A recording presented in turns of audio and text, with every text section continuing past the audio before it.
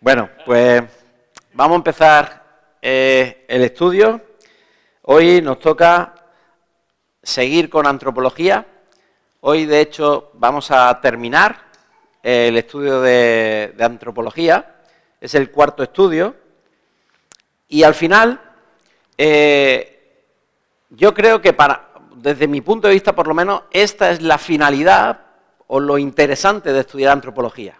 Es decir, la antropología, ya hemos hablado varias veces, es cómo funciona, cómo fue creado y cómo funciona el ser humano. Entonces, ya hemos estudiado que, en principio, pues somos tripartitos, cuerpo, mente y espíritu. La semana pasada estuvimos viendo cómo se comunican los unos con los otros. Además, vimos cómo la realidad de que la carne, el cuerpo, nunca tiene ganas para las cosas espirituales, mientras que el espíritu te anima, te empuja, pero hay una guerra que se produce en tu mente. Y ahí vimos la conexión entre estas tres partes, ¿no? Y cómo muchas veces Dios es capaz de transformar a una persona porque transforma el espíritu, de ahí cambian sus pensamientos y finalmente cambian sus acciones. Mientras que el mundo no llega a alcanzar esto. Intentan ayudarte en tu mente para que cambies tus acciones, pero no llegan a transformarte completamente o a sanarte completamente, porque les falta la fuente de donde vienen esos pensamientos, que es el espíritu. Pero al final, estudiar todo esto, que es básicamente teoría, sirve de poco si no me lo puedo llevar a la práctica. Puede estar interesante, puede estar, pues me ayuda a darme cuenta de cosas, pero si no me lo llevo a la práctica, sirve de poco. Y yo creo que lo que vamos a hablar hoy precisamente es la práctica de la antropología. Porque al final, ¿por qué queremos saber cómo funciona el ser humano? Pues porque lo que queremos saber es cómo Dios me habla. Y de eso va el estudio de hoy. ¿Cómo me habla Dios? Entonces vamos a empezar orando para que también el Señor nos guíe en el estudio de hoy y después empezamos ya. ¿De acuerdo? Venga, oramos. Señor, te damos gracias porque eres bueno, gracias por tu misericordia y gracias por tu revelación. Gracias porque tú te has dado a conocer. Deseas que nosotros te conozcamos. Y de esta manera tú nos vas hablando, y nos vas enseñando, nos vas guiando para que podamos glorificarte, para que podamos ser transformados y para que podamos conocerte aún más. Y te pedimos que en esta tarde pues abran nuestros corazones para recibir tu palabra, para estar atentos a lo que tú nos quieres decir.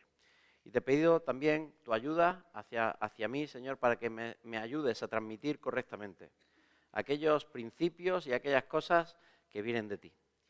Te lo pedimos todo en el nombre de Jesús. Amén. Entonces, ¿cómo nos habla Dios? Esa es la pregunta de hoy. En los estudios anteriores ya hemos respondido a esta pregunta. Dios nos habla a través del Espíritu. No nos habla a través de la mente, no nos habla a través del cuerpo, es decir, a través de los sentidos, aunque puede hacerlo y lo ha hecho. En el Antiguo Testamento lo vemos. Se presenta en una zarza ardiendo, lo podían escuchar, tenían visiones, tenían sueños en el Antiguo Testamento. Ahora, a raíz de la venida del Espíritu Santo, Dios cambia la manera de comunicarse. Y ya vemos en la Biblia que Dios nos habla a través del Espíritu. El Espíritu Santo viene a vivir a mi espíritu. La propia Biblia, en Romanos capítulo 8, nos dice que el Espíritu Santo da testimonio a nuestro espíritu de que somos hijos de Dios. Es decir, ahí vemos una comunicación entre el Espíritu Santo y nuestro espíritu. Por lo tanto, la comunicación es espiritual, pero esto ya lo hemos resuelto antes. Ahora, me gustaría definir cómo es esa comunicación, porque al final es algo muy abstracto.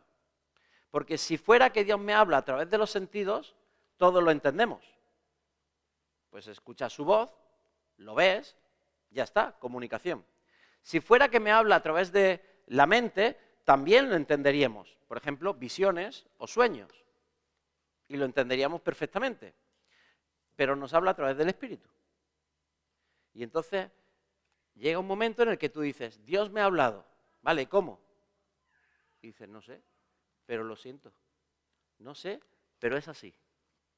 No sé, pero estoy seguro de que Dios me ha dicho esto. ¿Y cómo ha sido? Ni idea, pero es así. Porque es algo muy abstracto. ¿Y por qué es abstracto? Lo digo siempre.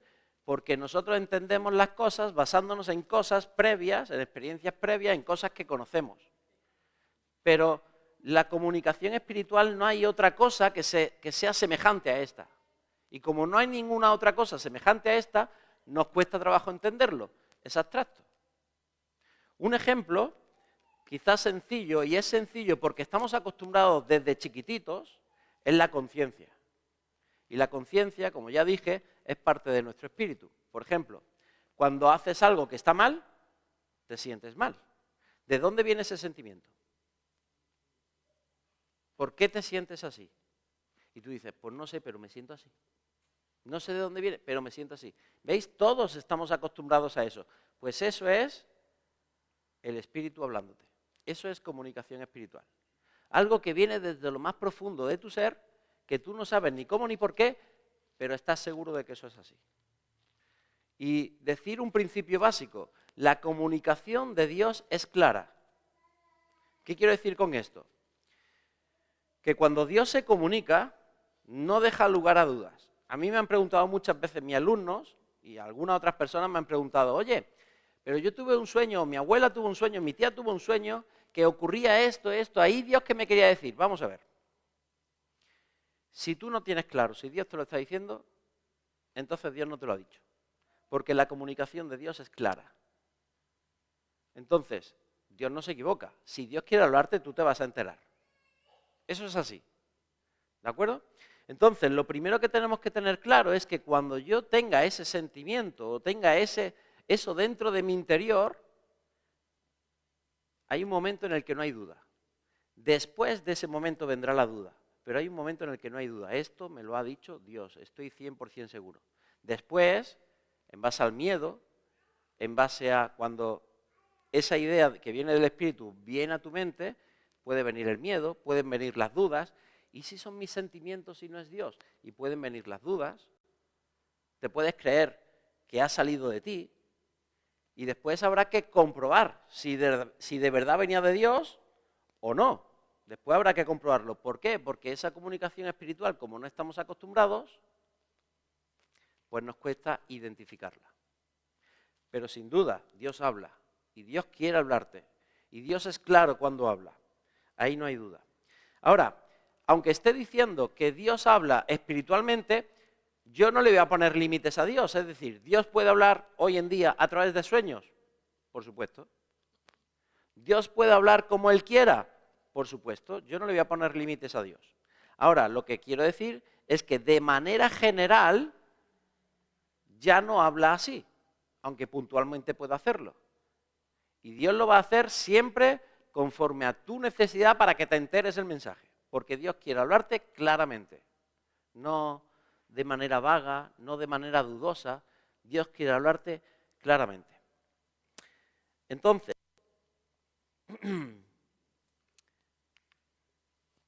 a ver.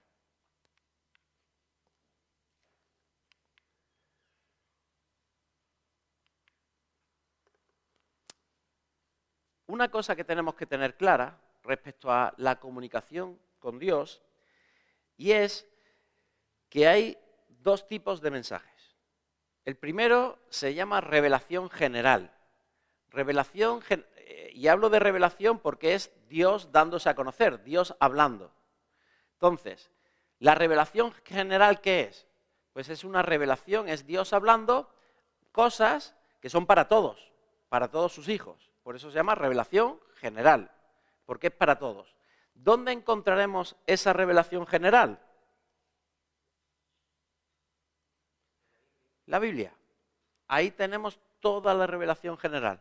Y dice Apocalipsis que nadie puede agregar o quitar ni un punto ni una coma de este libro, o su nombre será quitado del libro de la vida.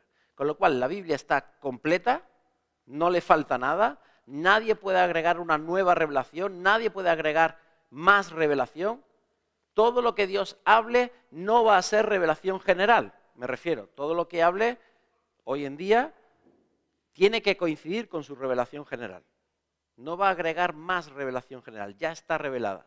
Por lo tanto, si alguien llega, Dios me ha dicho, y algo que sea para todos los creyentes, y además que contradiga lo que viene en la Biblia, eso no viene de Dios. Aunque tú me digas que Dios te ha dicho, aunque me hagas 14 milagros, aunque saltes 15 metros de altura, eso no viene de Dios, porque Dios no se contradice. Me da igual. Jesús mismo dijo, algunos me dirán, Señor, en tu nombre echamos fuera demonios, hicimos milagros, sanamos enfermos, y yo les diré, nunca os conocí hacedores de maldad. Con lo cual, no serán sus obras o los milagros maravillosos lo que le identificarán como gente que viene de parte de Dios, sino que su palabra coincida con la palabra de Dios. Y eso es revelación general, es lo que Dios nos dice a través de su palabra. La propia Biblia nos dice que la palabra de Dios es viva y eficaz, y más cortante que una espada de doble filo. ¿Por qué? Porque sigue actuando en mí, sigue cambiándome, transformándome, sigue hablándome, sigue guiándome, sigue siendo mi norma de conducta, la que me redarguye. Toda la Escritura, 2 Timoteo 3:16 y 17, toda la Escritura es inspirada por Dios y útil para enseñar, corregir, instruir, redarguir, a fin de que el hombre de Dios esté enteramente preparado para toda buena obra. Y eso es toda la Escritura. Con lo cual, la palabra está viva, me habla, me transforma, me cambia. ¿Por qué? ¿Por qué, a pesar de que fue escrita hace más de 2000 años, gran parte de la Biblia, por qué sigue cambiando y transformando vidas? Porque viene de un Dios que es eterno, su palabra es eterna y es viva y eficaz siempre.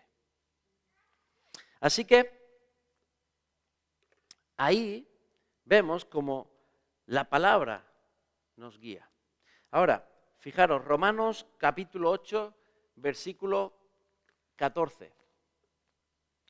Y dice, porque todos los que son guiados por el Espíritu de Dios, estos son hijos de Dios. Es decir, la palabra hemos dicho que nos guía, pero hay otra cosa que nos guía. ¿El qué? El Espíritu de Dios. Con lo cual, la conclusión que llegamos aquí es que no, la revelación general es la palabra de Dios, pero después hay una revelación que es particular. Es decir, que esto es para mí, para mi vida, para una decisión que yo tengo que tomar. Eso es revelación particular. Y esa guía no se produce a través de la palabra, se produce a través del Espíritu, porque el Espíritu de Dios habla a mi espíritu. ¿Entendéis? Entonces eso será revelación particular. Por ejemplo, ejemplos. ¿Dónde pone en la Biblia en qué oferta de trabajo es la que tienes que aceptar? Si tuvieras que elegir entre dos ofertas de trabajo, ¿qué texto de la Biblia utilizarías para elegir entre dos ofertas de trabajo?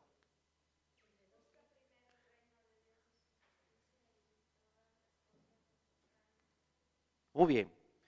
¿Cuál de las dos ofertas de trabajo me aleja del reino de Dios o me acerca al reino de Dios?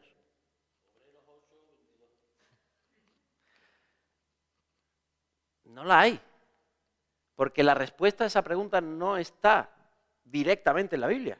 Tú puedes sacar principios de la Biblia que sean aplicables a diferentes situaciones, ¿no? Por ejemplo, ¿con quién te vas a casar? ¿Es que en la Biblia pone el nombre de la persona con la que te tienes que casar? No, en la Biblia puedes sacar principios que te ayuden a tomar una decisión y decir, esta persona es adecuada y esta no, en base a unos principios. Pero personas adecuadas puede haber 15. Tú dices, vale, que sea creyente. ¿Cuántos creyentes hay? Que ame mucho a Dios, ¿vale? ¿Y creyentes que amen a Dios, cuántos hay? Pero ¿cuál es la persona con la que yo voy a compartir el resto de mi vida? Y empiezo a salir con una chica y me pongo a orar, Dios, ¿esta es la chica con la que tengo que salir y pasar y casarme y pasar el resto de mi vida? Eso no está en la Biblia, si es esta o es otra. Ahora, el Espíritu Santo me puede decir, es esta, tira para adelante. ¿Me lo puede decir el Espíritu Santo? Pues esa es la diferencia entre revelación general, revelación particular.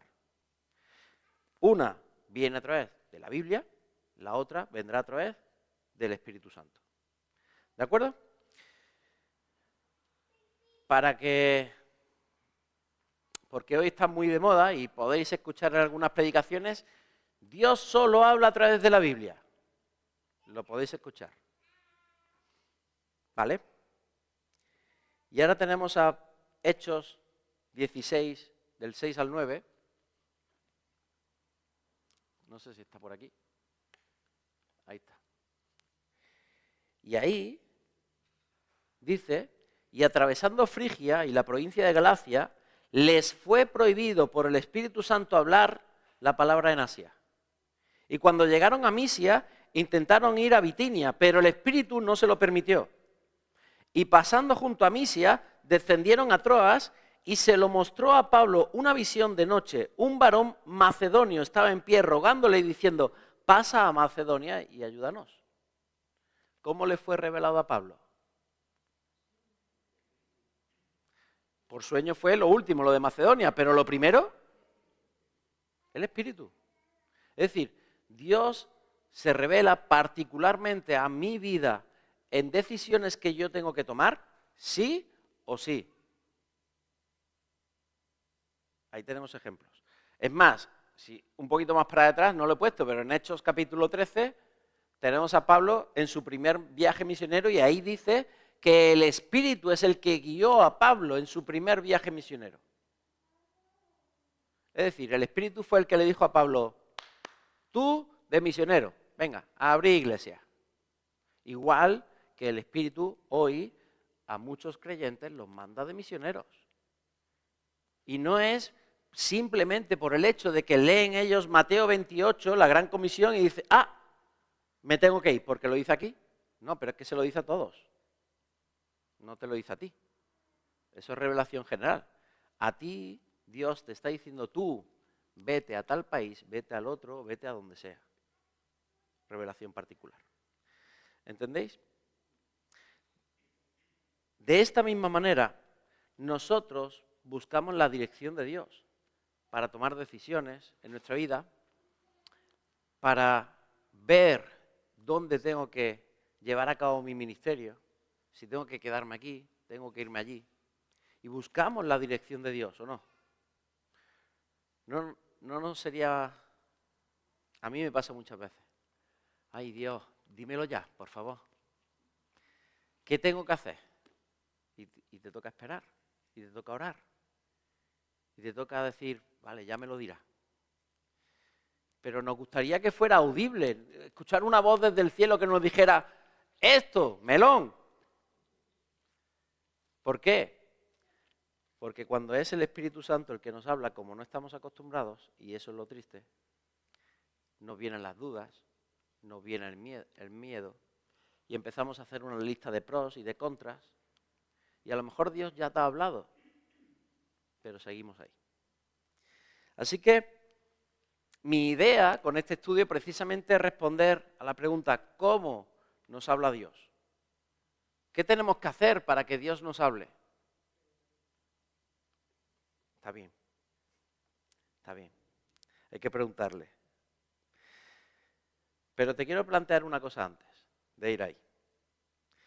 ¿De quién depende que Dios te hable? ¿De ti?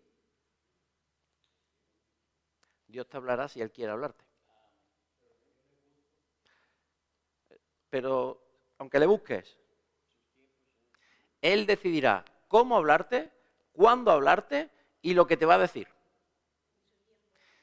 Depende de Él. Es más, puede ser que Dios decida no hablarte. ¿Y sabes por qué? Porque no lo necesitas. Porque sin hablarte ya vas a hacer su voluntad. Entonces no necesita que le hables. Y tú estarás con dudas, con miedos, pero es que Dios ya sabe que vas a hacer su voluntad y no le hace falta hablarte.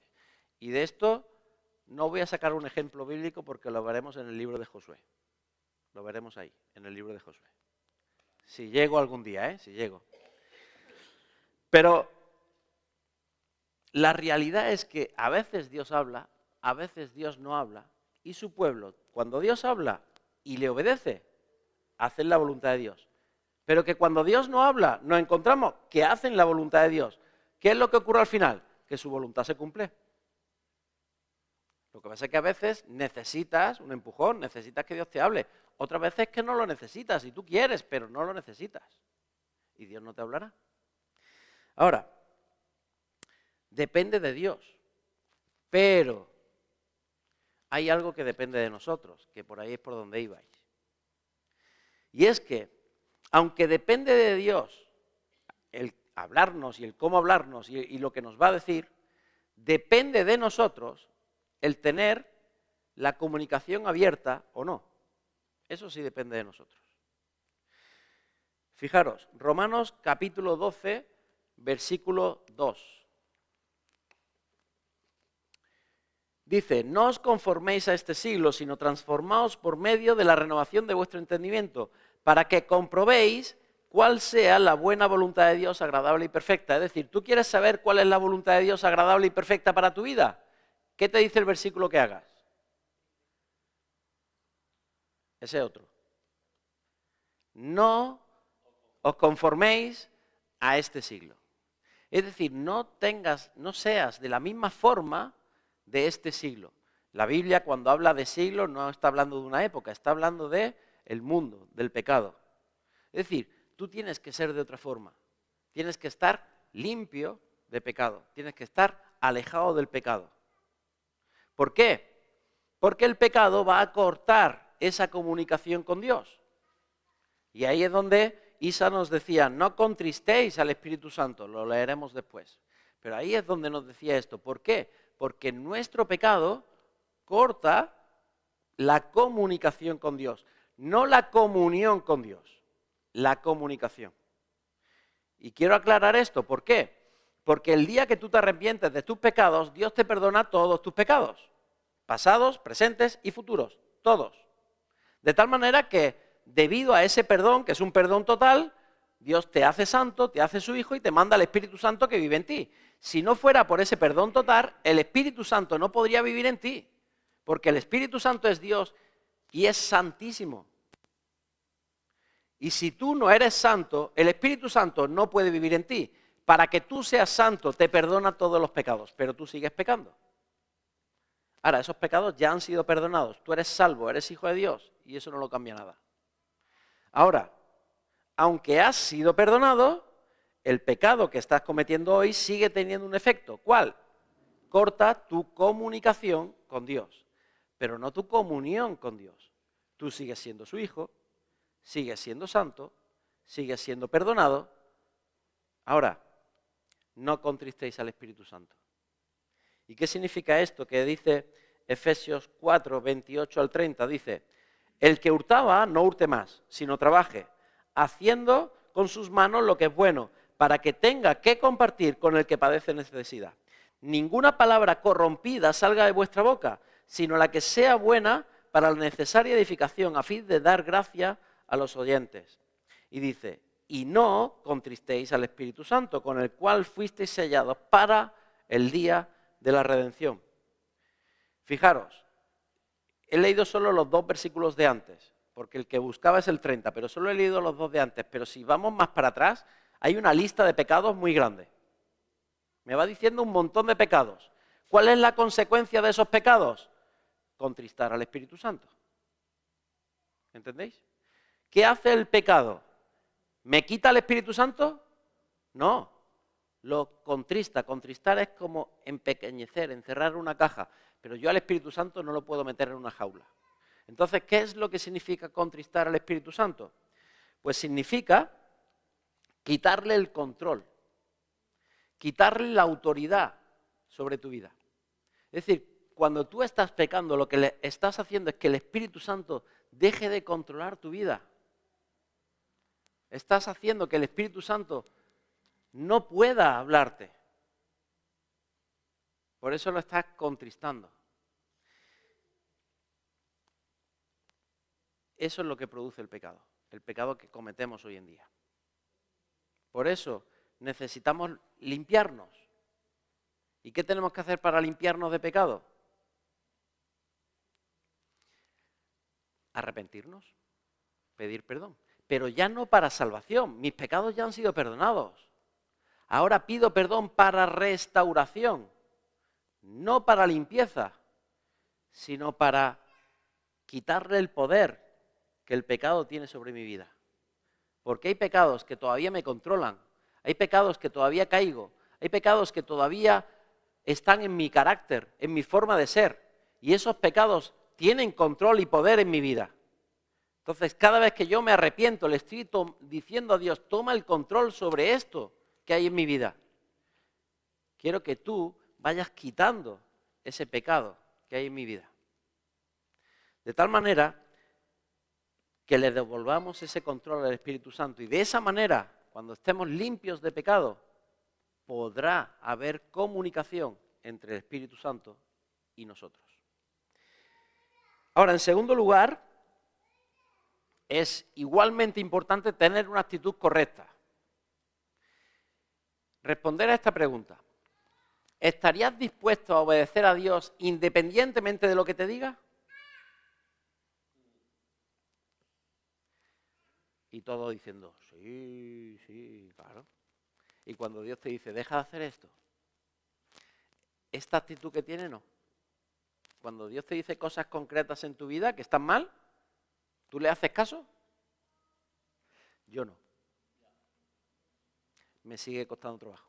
Y ahí sigue el viejo hombre, como hablábamos las semanas anteriores, luchando en mi mente porque quiere ganar. Pero esto es tener la actitud correcta. La actitud correcta es precisamente decir a Dios, mira Dios, pidas lo que me pidas, yo te voy a obedecer. Por eso cantamos que el lugar más alto donde yo puedo estar es a tus pies, en señal de sumisión, de entrega, porque yo te iba a obedecer. Dios me libera de la esclavitud del pecado para hacerme siervo suyo. Y qué bonito, utilizamos la palabra siervo, pero es que la palabra siervo es sinónimo de esclavo. Es decir, somos esclavos de Jesús. Ahora, somos esclavos de la manera que nos explica Éxodo. De la manera que nos explica Éxodo. ¿Vosotros creéis que a Dios le agradaba la esclavitud en el Antiguo Testamento? No, pero la... Ahora le pone unas condiciones. Y le dice, mira, en primer lugar, al esclavo lo vais a tratar con derechos, como una persona, lo vais a tratar bien.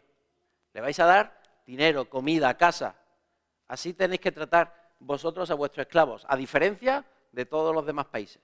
Pero no solo esto, 6 años será tu esclavo, al 7º le das carta de libertad. Por obligación. ¿Por qué alguien se convertía en esclavo? Y esto lo hemos escuchado ya alguna vez. ¿Por qué alguien se convertía en esclavo? Normalmente porque tenía una deuda que no podía pagar. Y entonces la deuda pues se pagaba como si fuera un sueldo cada mes trabajando para esa persona y te convertías en su esclavo. Ahora, imagínate una deuda súper grande que no puedas pagar. ¿Cuántos años estarías de esclavo hasta que pagases esa deuda? Toda tu vida. Y Dios dice, 6 años. Eso es lo máximo. A los 6 años, carta de libertad. Es decir, le perdonas su deuda. 6 años de esclavo y después le perdonas su deuda. Ahora, si el esclavo decidía seguir siendo tu esclavo, le hacías una marca y se quedaba de esclavo tuyo para el resto de su vida. Pero ahora, ¿quién había decidido ser esclavo? El propio esclavo. ¿Y por qué una persona decidiría seguir siendo esclavo para el resto de su vida? Por amor a su dueño. Ahora eres esclavo por amor, porque me ha tratado tan bien, me cuida tanto, me da un futuro, me da un presente, me trata con derechos, me trata con honor, y eso hace que yo quiera seguir siendo su esclavo, porque lo amo para siempre. Es que así es como Dios quiere la esclavitud. Dejamos de ser esclavos por obligación al pecado y ahora somos esclavos por amor a Dios. Porque viendo lo que Él ha hecho por mí, yo decido hacerme su esclavo. Decido entregarle mi vida. Por eso, ¿cuál es tu actitud? ¿Vas a obedecer a Dios, diga lo que te diga, te pida lo que te pida? Esa es la actitud correcta. Y cuando tú decides limpiarte de pecado y tienes la actitud correcta a sus pies, entonces estás en el lugar indicado para que Dios te hable. Ahí sí. ¿Y por qué no estamos acostumbrados a que Dios nos hable muchas veces? Porque luchamos mucho contra el pecado y porque nuestro orgullo nos impide tener la actitud correcta muchas veces. Por eso no estamos acostumbrados. Si viviéramos limpios de pecado y además no tuviéramos orgullo, fuéramos humildes y tuviéramos la actitud correcta, os digo que Dios nos hablaría mucho más a la iglesia. Nos hablaría mucho más a cada uno de nosotros. Y podríamos estar acostumbrados. ¿Estás dispuesto a obedecer lo que te diga Dios en tu vida? Esa es la actitud correcta. Ahora, ¿cómo hablamos con Dios? Ahora sí, vamos a ir ya a esta pregunta. ¿Cómo hablamos con Dios? Pues vamos a ver 3 cosas aquí. La primera son se llaman normalmente disciplinas espirituales. Hoy también está muy de moda en algunos sectores que lo llaman los medios de gracia. Es lo mismo. Medios de gracia, disciplinas espirituales. A mí me gusta más este nombre, pero me da igual. Al final se refieren al mismo concepto. ¿Y qué es las disciplinas espirituales? Pues son medios ordenados por Dios, es decir, cosas que nos ha dicho Dios, a través de los cuales nosotros nos traemos delante de Dios. Es decir, yo voy a la presencia de Dios. Es el medio ordenado por Dios, indicado por Dios en su palabra, a través del cual yo voy y me presento delante de su presencia. Por eso se llaman medios de gracia o disciplinas espirituales. Y cuando estoy de la presencia de Dios, ¿qué va a ocurrir? Pues voy a empezar a experimentarle, voy a empezar a ser transformado en la imagen de Cristo, voy a empezar a escucharle. Al fin y al cabo son las cosas que nos ayudan a tener relación con Dios. Esta relación de intimidad, de cercanía, de escucha, de obediencia. Fijaros, 1 de Timoteo 4:7, está ahí en chiquitito, nos dice: pero nada tengas que ver con las fábulas profanas propias de viejas, más bien disciplínate a ti mismo para la piedad. Disciplínate, es decir, ten una disciplina para llegar a esta piedad. Ten una disciplina, por eso me gustan más disciplinas espirituales. ¿Cuáles son estas disciplinas espirituales? Pues ahí las tenéis. La lectura y el estudio de la Biblia. Esa es la primera. La segunda, la oración. No van por orden, ¿vale? No van por orden de importancia. La tercera, la adoración. Pero adoración no es cantar canciones, simplemente. La adoración es una actitud. Es adorar a Dios por reconocimiento de lo que Dios ha hecho y de lo que Dios es. Es una actitud que puede ser cantando, puede ser en la oración o puede ser de cualquier manera. Pero adoración. Y por último, la comunión con los hermanos. Es importante. Algunos dicen, no, yo puedo ser cristiano, pero no hace falta que vaya a la iglesia. Sí, sí hace falta que vayas a la iglesia. No es pecado. No te vas a ir al infierno por no venir a la iglesia. Pero te es necesario como el comer. Te es necesario espiritualmente venir a la iglesia. Fijaros. Mirad cuán bueno y agradable. Ese no es el que yo quería decir. El que yo quería decir es donde Dios envía bendición y vida eterna. ¿Cómo es? El Salmo. Eso. Mirad cuán bueno y delicioso. Esa es la palabra. Ahí se me ha cambiado de Salmo. Mirad cuán bueno y delicioso es habitar los hermanos juntos en armonía, porque allí envía el Señor bendición y vida eterna. ¿Dónde envía el Señor bendición y vida eterna? donde están los hermanos juntos y en armonía. Con lo cual, si tú no estás junto con tus hermanos y en armonía, fíjate lo que te vas a perder. Bendiciones del Señor. ¿Es importante? ¿Dónde manda Dios sus bendiciones? A su pueblo. Las manda a su pueblo. Ahora, no dejéis de congregaros como algunos tienen por costumbre. Entonces, ¿nos es necesaria la comunión con los hermanos? Por supuesto. Algunos agregan también el ayuno como una disciplina espiritual. Yo personalmente, el ayuno por sí solo no es una disciplina espiritual. Vamos a ver. Si tú ayunas los lunes, ¿eres más santo? ¿Te comunicas más con Dios? ¿Te acercas más a Dios por ayunar? No, lo importante del ayuno es que vaya unido a la oración. Si no va unido a la oración, el ayuno por sí mismo no vale de nada. Es decir, no te cambia espiritualmente. Te puede cambiar, pues, para tu salud sí. Para tu tipín también. Pero espiritualmente, entonces lo importante del ayuno no es el ayuno, es la oración. Por eso el ayuno lo podemos meter dentro de la oración, no como una disciplina aparte de la oración. Porque no tiene sentido que vaya aparte de la oración. No sé si me explico. Pero que sí, que el ayuno es una buena disciplina siempre y cuando vaya unido a la oración. ¿De acuerdo? Pues estas son las disciplinas espirituales, ¿vale?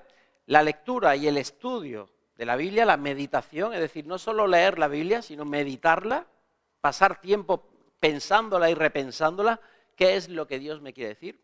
La oración, la adoración y la comunión. Estas serán las principales disciplinas espirituales. Ahora, estas disciplinas, como las llamo disciplinas, pues tengo que dedicarles tiempo, tengo que incluso a veces obligarme, no tengo ganas, pero es una disciplina, tengo que cultivarlas, trabajarlas, hacerlas parte de mi vida diaria, tengo que practicarlas con regularidad y de esa manera, pues, aumentará nuestra relación con Dios. Es decir, no es que un día lees la Biblia, un día, y ya, no. Eso es algo que hay que hacer constantemente y de esa manera irás mejorando tu relación con Dios. Lo explico con un ejemplo. Tú conoces a una persona, ¿vale? Y te quieres hacer su amigo, pero imagínate que lo ves una vez al año y no hablas mal con él. No hablas absolutamente nada, solo una vez al año. ¿Va a ser un buen amigo tuyo? Para cultivar tu relación con una persona tienes que hablar, tienes que pasar tiempo, tienes que quedar muchas veces, tienes que tener muchas conversaciones. Si no, esa relación no tiene sentido. Pues con Dios pasa lo mismo. ¿A Dios le vemos los domingos? ¿O algún día más nos acercamos a saludar? Ahí está la cuestión. Por eso son disciplinas, cosas que nos tenemos que disciplinar. En segundo lugar, he dicho que vamos a ver tres cosas. La primera son las disciplinas espirituales y la segunda y la tercera la tenéis ahí. La segunda es el consejo de personas maduras. Es decir, Dios también te puede hablar a través del consejo de personas maduras en Cristo, no en edad, maduras en Cristo. Es decir, cuando nosotros tenemos que tomar decisiones, una muy buena práctica es buscar consejo en personas que amen mucho a Dios, que vivan cerca de Dios, en personas que tú veas que realmente Dios está actuando en sus vidas. Es bueno porque ellos no te van a dar la solución, porque ellos no la saben. Ya os lo digo, se venía a pedirme a mí consejo, yo no sé la solución. Yo podré decirte, pues mira, pienso, se me viene esto, se me viene lo otro, o no. O quizá Dios me habla a mí para que yo te hable a ti, que puede pasar también. ¿Cuántas veces no pasa, oye, Dios me está diciendo que esto? Y de repente a ti se te olvida, pero a las 2 o 3 semanas te acuerdas y dices, anda, cuando me dijo el hermano esto, aquí está. Es verdad, esto es lo que me dijo. Y te das cuenta que era Dios el que te estaba hablando a través de un hermano. A veces puede pasar eso. Pero la realidad es que pedir ayuda a personas maduras por lo menos te sirve para conocer principios bíblicos que muchas veces nosotros mismos desconocemos. Entonces, es importante. Y después, una tercera forma en la que Dios también nos habla, que también nos sirve para corroborar, muchas veces cuando Dios ya me ha hablado en mi intimidad, y me sirve para corroborar si efectivamente era de Dios o no, pues es su providencia. ¿Qué es la providencia? Pues es lo que he hablado también este domingo con Rahab y con los espías, lo que hablamos de los magos de Oriente en el campamento. ¿Qué es la providencia? Es ver, es darse cuenta que Dios tiene el control de todo en el mundo. De tal manera que no hay nada que se escape de su control. No es que Dios controle manejando, sino que tiene el control, que está al control, que está atento y que puntualmente toca las cosas para que al final suceda lo que Él quiere. Eso es la providencia, que Dios está al control de todo lo que sucede. De tal manera que tú cuando tienes que tomar una decisión, de repente, hay muchas personas que dicen, no, se me ha abierto una puerta o se me cerró la puerta. ¿A qué se están refiriendo? A que Dios cerró este camino diciéndote que por ahí no. O a que Dios abrió este camino y te estaba diciendo por aquí. Después tú ya decides si le obedeces o no. Pero Dios te abrió la puerta. Y eso es la providencia, es como Dios va tocando, moviendo las cosas para decirte, para guiarte, para que llegues al lugar donde Él quiere que llegues. Y eso es la providencia. Y el conocer y el confiar en la providencia de Dios, ¿qué te va a producir? Tranquilidad. Te va a producir paz. Porque si dices, oye, pase lo que pase, Dios está al control. Es que, fijaros lo que dice Romanos 8. Hasta las cosas malas, a los que confían en Dios, les ayudan a bien. Fijaros la providencia. Hasta lo malo que te ocurre, a los que confían en Dios, a los que conforme a su propósito han sido escogidos, a estos les ayudan a bien. Eso es la providencia de Dios. Que Él tiene el control de todo. Que no te preocupes, porque pase lo que pase, Él está al control. Y si pasa algo, Él está al control. Confía, ten paz. Él no va a permitir que suceda nada que a ti te destruya. Así que, cuando tienes que tomar decisiones, ora a Dios, pasa tiempo con Él, pregunta, está atenta a lo que sucede a tu alrededor y después vive, toma decisiones, no te quedes parado, porque cuando tú te pones en la situación que hablamos al principio, limpio de pecado y la actitud correcta, Dios va a dirigir tus pasos hacia su voluntad. Y no tengas dudas, Dios va a dirigir tus pasos. Así que vive, toma decisiones, sigue adelante, no tengas miedo. Estarás tomando la decisión que Dios quiere que tomes. Aunque no lo veas, aunque no lo reconozcas, aunque no lo escuches, la estarás tomando. Pero partimos de un principio, limpio de pecado, en la actitud correcta. Y a partir de ahí, andamos. Así que Dios quiere que hagamos su voluntad, quiere comunicarse con nosotros y necesitamos buscarle, necesitamos estar dispuestos a obedecerle, necesitamos desear relacionarnos con Dios para conocer su voluntad, necesitamos estar atentos a lo que sucede a nuestro alrededor, necesitamos buscar a personas maduras que nos aconsejen. Pero sobre todas estas cosas, confía. Dios te lleva de su mano. No tengas miedo. Amén. Pues con esto vamos a terminar el estudio y ahora pues vamos a pasar a una pregunta, ¿vale? Así que nos dividimos en dos grupos. Si queréis, así como estáis, os juntáis un poquito. Aquí un grupo, hay otro grupo. Y vamos a responder a la siguiente pregunta. Más que una pregunta, me vais a dar consejos. Hoy me vais a dar consejos. Mirad, ahí en la pantalla tenéis las disciplinas espirituales. Leer, orar, la adoración, la comunión. Y lo que quiero que penséis en grupos es cómo puedo hacer para mejorar en cada una de estas disciplinas espirituales? Es decir, ¿qué puedo hacer para mejorar en mi lectura y en mi conocimiento, mi estudio de la Biblia? ¿Cómo puedo fomentarlo más esto en mi vida? ¿Cómo puedo hacer que esto crezca? ¿Cómo puedo fomentar más la oración en mi vida? ¿Qué estrategias, qué cosas puedo hacer? Cosas prácticas, cosas que sean sencillas. ¿Qué puedo hacer para mejorar mi adoración o mi actitud respecto a Dios? ¿Qué puedo hacer para mejorar en mi comunión con mis hermanos? ¿Vale? Cosas prácticas sobre estas disciplinas espirituales, consejos que nos sirvan a todos, ¿vale? Lo habláis entre vosotros, después los ponemos en común, que seguro que muchos coincidirán, ¿no? Pero consejos prácticos para poder mejorar en estas disciplinas espirituales. ¿De acuerdo? ¿Me hacéis así el trabajo? Ya no lo tengo que hacer yo.